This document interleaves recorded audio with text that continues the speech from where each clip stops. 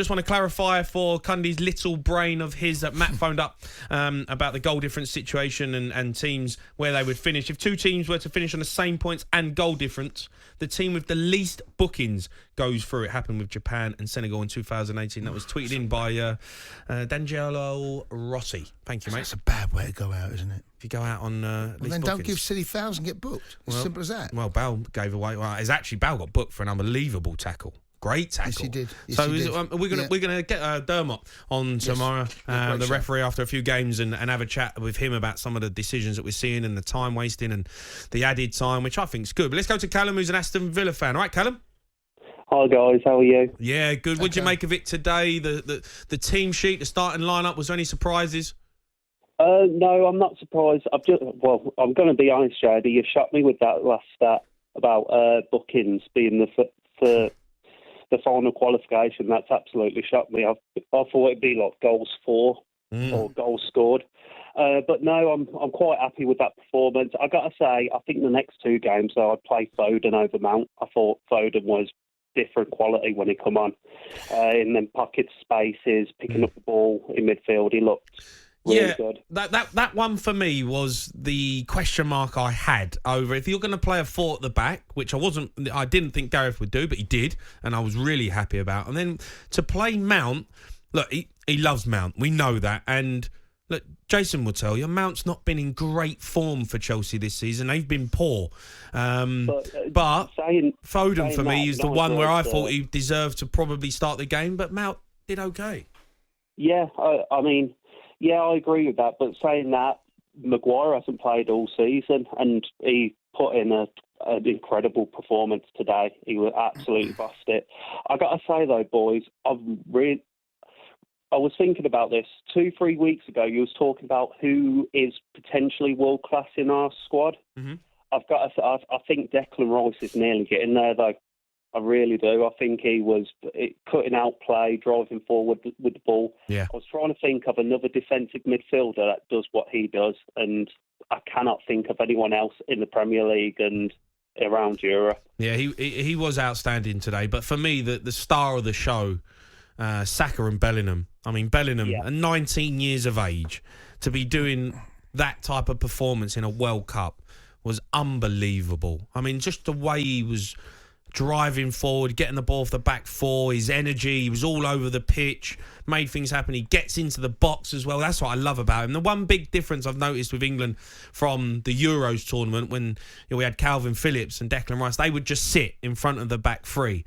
But Bellingham, he wants to get on, he wants to score, he wants to get in the box.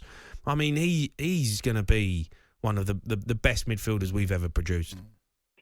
It's great to see a midfield pairing like it. I mean, that's going to be our midfield now for the next 10 years. Yeah. Easily.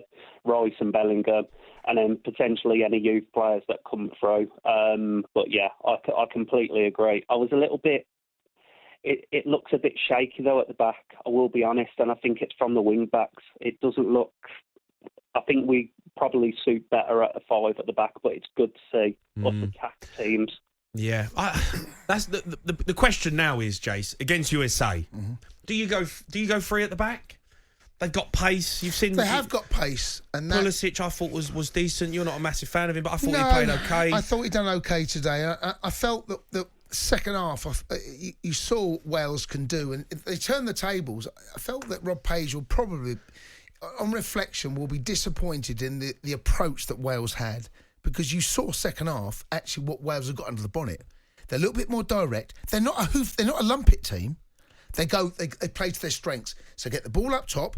They don't necessarily go long all the time. Can you get it into his feet? Can you play in the channels? Once he does, he holds it up. He's a unit. Then you get bodies around. Then all of a sudden they're 30 yards high up the pitch. Then they start again. They build. Now they're 30 yards high up the pitch. First half, they set off USA. They allowed USA to dominate possession.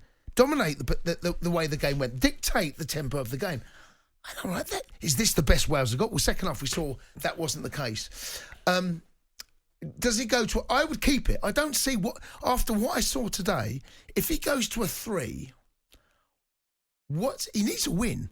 So you show today what we're capable of. I saw Wales actually second half show what England can do. So if you're Southgate watching that, you're going, Well, I don't change. had a part in some of the goals today in terms of him, he going long to Kane, and Kane was excellent in his hold-up play. I wouldn't strength. change it, Jay. Look, so we played a 4-3-3. So the caller was saying there, was it Craig? Callum. So he was saying he would bring in Foden for Mace, right? Actually, what Mace did today, it was a 4-3-3, but Mace was the one that was further forward. He was the one that tried to go on. Then Reece... we saw Rice sit slightly deeper, and we saw Bellingham get on his bike as well. So actually, it turned into a bit of a diamond the way it played. Yeah. In the end, we saw Saka come inside, we saw players come inside. So I thought the formation was really fluid, and it caused them lots of problems. There was no static position, which actually in the past I thought we'd been a bit guilty of. But I felt Foden come on, give us another dimension. Rashford come off the bench. Yeah. Look what he gave us. Pace. Pace. I said Rashford towering is limbs a problem. over the top. The 2 goals, one he scored when he set up for Grealish. Don't forget, in a tournament now, and the game has changed. The bench can win you a game. The bench can win you a tournament. Yeah. So absolutely. don't shy away from what you got on the bench. Yeah, let's go to Josh, who's a Wales fan. All right, Josh? Hi, lads, you right? Yeah. What did you make of the first half, second half performances? It was shocking, really, from Wales at the start. Yeah, first half we held off a bit. We weren't very good at all first half. Plan A didn't work, so Rob Page went to Plan B second half with bringing Kiefer Moore on. As you said, he held the ball up well. We had something to aim for, and it shows what we are capable of. Bill winning the pen for us, putting it away like he did, showing his class. We are showing everyone what we are capable of. Yeah, I totally agree. I look at it now, and you go, England are going to top this group, but you've got Iran, USA, and Wales evenly matched, I would say. Maybe now Iran are going to be a little bit of the underdogs. But Wales have got a great chance of seeing this through. They can get it done. They need a result. They need to win one. I think you can get it done, Josh. You've got to play like that second half. Kiefer Moore's got to start. Yeah, exactly. And England have been on it today. Yeah, they beat... Oh, we've lost you there, Josh. Sorry, Josh. It looks like we've lost you. We'll try and get you back. Keep them coming in. 03717 22 4. Is Bellingham now one of the main starters in England's side? And how much would he be worth? Is he a Real Madrid player? A Man City player? He's playing himself away from Liverpool, that's for sure.